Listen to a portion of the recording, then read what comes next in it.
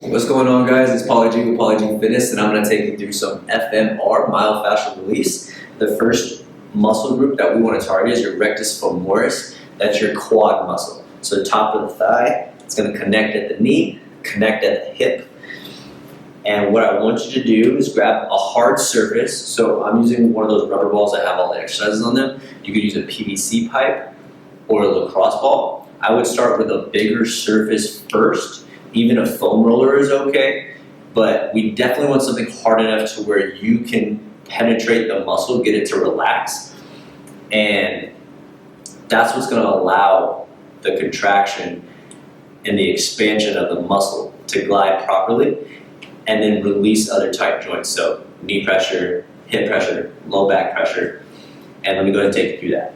So first thing we're going to do is we're going to get on top of the ball, and you want to be directly on top. So think of gravity and what gravity is doing, and we're going to manipulate our body and move around to find the belly of the muscle. So the belly of the muscle just means the middle, okay? If you think about a human body and the torso, right, the belly is the middle. So that's what we want to do. And we're going to find it, whether you go a little bit more inside, a little bit more directly on top, and or more towards the lateral portion, so the outside of the thigh. Whatever is more tender to you, I want you to stay on there. And anytime I do this for your mobility program, we're going to be programming this anywhere from 2 to 5 minutes. Okay? The first 30 to 60 seconds, your body is going to fight the resistance because it's unknown pressure in a tight area that is dehydrated. So we want to rehydrate the muscle.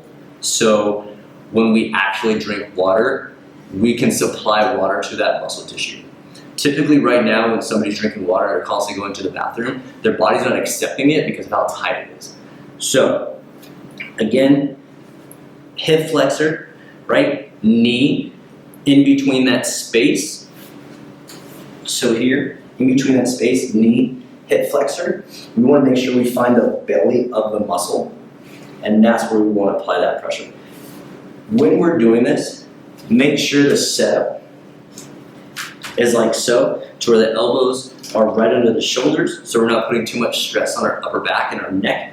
And then secondly, is making sure our core is braced. So I don't want to arch my back like so, because the whole point of this is to help our joints and make our body feel better. So we don't want to compress anything.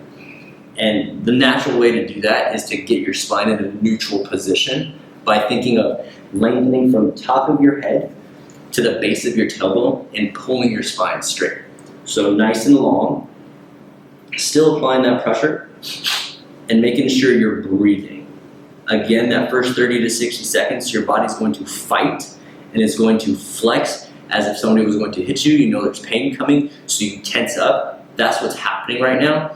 After that 30 to 60 seconds, or maybe in between that time, or up to 5 minutes, which is why it's going to be in your program for that long, your body will then finally release and relax. I like to think of your muscle melting over whatever surface it's on. PVC pipe, a medicine ball like this, or a lacrosse ball. So it's going to melt over it, and you might feel a tendon or a muscle actually jump over and move into its correct positioning of how it's supposed to be. So again, that's why we do this first session extended time. The FMR, quad, bicep femoris. Going to get off of there, but that's how you do that. See you on the next one.